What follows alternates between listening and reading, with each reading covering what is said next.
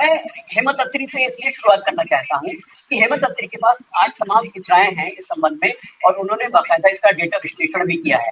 तो हेमंत अत्री जी, सीधे आपसे यही सवाल है कि ये जो आज ये मामला निकल के आया है कि प्रधानमंत्री जी की छवि निर्माण को लेकर रेलवे और बाकी विभाग किस तरह से पैसा बहा रहे हैं पानी की तरह से, और देश के हमारे आप जैसे जो टैक्स पेयर है उनका पैसा है ये।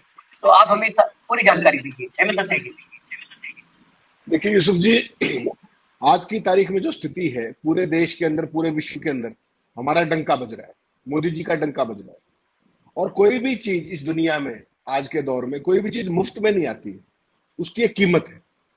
और इस मामले में जो आपने बात की मोदी जी का प्रचार और प्रसार में, उसकी एक कीमत है निश्चित तौर पे। लेकिन आज इस देश के लोग उस कीमत को जानकर स्तब्ध रह जाएंगे, मेरा वायदा है आपसे। देखिए स्थिति क्या है कि भारत की सरकार जो है वो 3 तरीके से चुनाव प्रचार पे खर्च करती है। एक तो केंद्र सरकार का अपना बजट रहता है, अलग अलग मंत्रालयों का अपना बजट होता है। उसके अलावा 1450 करोड़, 1450 के आसपास योजनाएं हैं देश में जो कल्याणकारी अलग अलग मद में चलती है। हर एक योजना का अलग से प्रचार का होता है और उसमें पीएसयूज भी आती है, जैसे भेल है, भारत पेट्रोलियम है, तमाम चीजें। और तीसरा जो प्रचार जो मोदी जी के समय में आया है वो है भारतीय जनता पार्टी का प्रचार पर होने वाला खर्च। तो ये 3 मद है। तो ताकि हमारे दर्शकों को और सब श्रोताओं को चीज स्पष्ट रहे कि उनको ये लगे कि इतना बड़ा आंकड़ा कहां से आ गया, तो ये 3 मद अलग अलग है। इनको मैं खोल के आपके सामने बताना चाहता हूँ। इसके लिए हो सकता है मुझे 1 आध मिनट फालतू लग जाए, मेरे साथी क्षमा करेंगे मुझे। देखिए जो मोदी जी का जो डंका बज रहा है, उसी के कारण मैंने उनका नाम भी डंकापति रखने का सोचा कि डंकापति ठीक रहेगा, क्योंकि दुनिया में भी डंका बज रहा है और भारत में भी डंका बज रहा है। और उस डंके की जो कीमत है इस देश के अंदर, इस देश के आम आदमी, गरीब आदमी का जो टैक्स पेयर है उसका पैसा हर दिन 49 करोड़ 50 लाख रुपए मोदी जी के डंके पर खर्च हो रहा है। 49 करोड़ 50 लाख रुपए। अगर इसको आप घंटों में चेंज करेंगे तो 1 करोड़ 81 लाख रुपए हर घंटा प्रचार पे खर्च होता है मोदी जी के। और अगर मिनट में करेंगे तो 3 लाख रुपया पर मिनट मोदी जी की सरकार उनके और पार्टी उनके प्रचार पर खर्च करती है। अब आप कहेंगे साहब इसका ब्रेकअप क्या है? ब्रेकअप बड़ा स्पष्ट है, इसमें कोई मेरा और आपका हवाई आंकड़ा नहीं है। जैसे आपने एक आंकड़ा दिया वंदे भारत का, आरटीआई का, इसी तरीके से मेरे पास सारे जो आंकड़े हैं वो चुनाव आयोग के हैं या पार्लियामेंट के अंदर सरकार के कमिट किए हुए हैं और तमाम चीजें अलग अलग स्रोत से।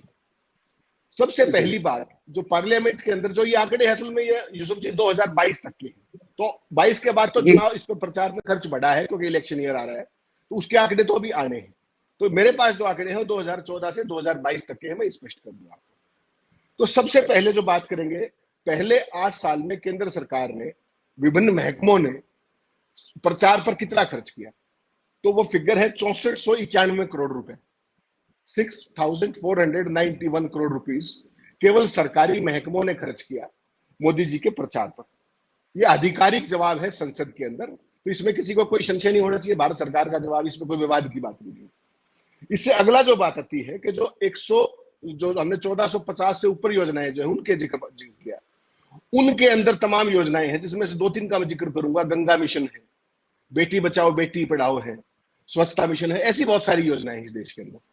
तो इस दौरान में उन पे जो खर्चा हुआ है 16,500 करोड़ रुपए का खर्चा हुआ है उन योजनाओं के प्रचार पे।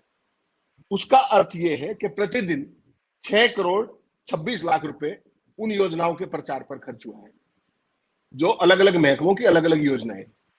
उसके अलावा 2014 से 2022 के एंड तक, जिसमें कर्नाटक चुनाव शामिल नहीं है, बीजेपी का जो चुनाव का खर्चा है, विधानसभाओं का भी लोकसभा का भी, करीब करीब 25,000 करोड़ रुपए का खर्चा है। वो 25,000 करोड़ रुपए, और उसमें वो किसका प्रचार करते हैं ये सारे देश को पता है।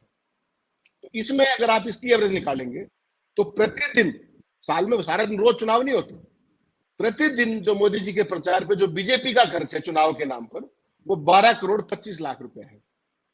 इस तरीके से ये फिगर आया 49.5 करोड़ रुपए का, 49 करोड़ 50 लाख रुपए का। अब इसमें सवाल ये आएगा, प्रति घंटा 51 लाख रुपए आता है इस मद में चुनाव प्रचार। अब इसमें सवाल यूसुफ जी 2-3 है जो पूरे देश को समझने पड़ेंगे। इसका सारे का असर क्या हुआ देश के लोकतंत्र पे? पूरे के पूरे मीडिया हाउसेस सवाल भूल गए सारे, और सबका केवल एक ही काम रह गया, डंका बजाने का। आज प्रधानमंत्री जी फ्रांस गए हैं, फ्रांस के एक छोर पर वो उस देश के राष्ट्रीय उसमें समारोह के मुख्य अतिथि हैं, बहुत सम्मान की बात है। और उसी फ्रांस के दूसरे सिरे पे मणिपुर हिंसा को लेकर के, मानवाधिकार उल्लंघन को लेकर के और तमाम विषयों के ऊपर यूरोपियन पार्लियामेंट बहस कर रही है, लेकिन उस पक्ष की खबर कहीं नहीं है। ये इसका रोल है मीडिया के अंदर कि मीडिया को बिल्कुल साइलेंट कर दिया गया है। डंका तो तभी बजेगा जब बाकी विषय खत्म हो जाएंगे, मुद्दे खत्म हो जाएंगे। इसका परिणाम क्या हुआ कि जो लोकतंत्र की वीकनेस है वो पूरी दुनिया को दिख गई कि हमारा लोकतंत्र आखिर खड़ा क्या है।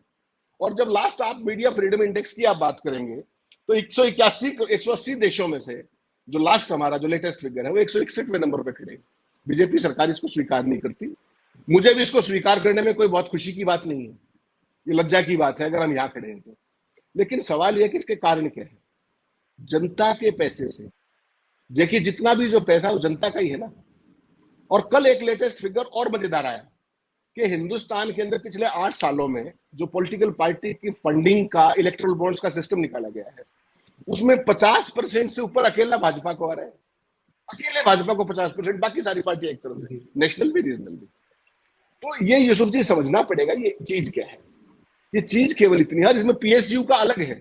और जहां जहां भाजपा की सरकारें हैं स्टेट्स के अंदर, जैसे मान लो हरियाणा आते हैं, वो मध्य प्रदेश जाते हैं, उत्तर प्रदेश जाते हैं, बड़ी हैवी एडवर्टाइजिंग होती है, वो एक अलग पक्ष है, वो इसके अंदर इन्वॉल्व नहीं है क्योंकि वो बहुत लंबा टीडियस एक्सरसाइज है। मेरे कहने का सबब इतना है कि आम आदमी जहां इस देश के अंदर, भारत सरकार का आंकड़ा है, वो कहते हैं कि इस देश के 83 करोड़ 50 लाख लोग 5 किलो अनाज उनको सरकार देती है।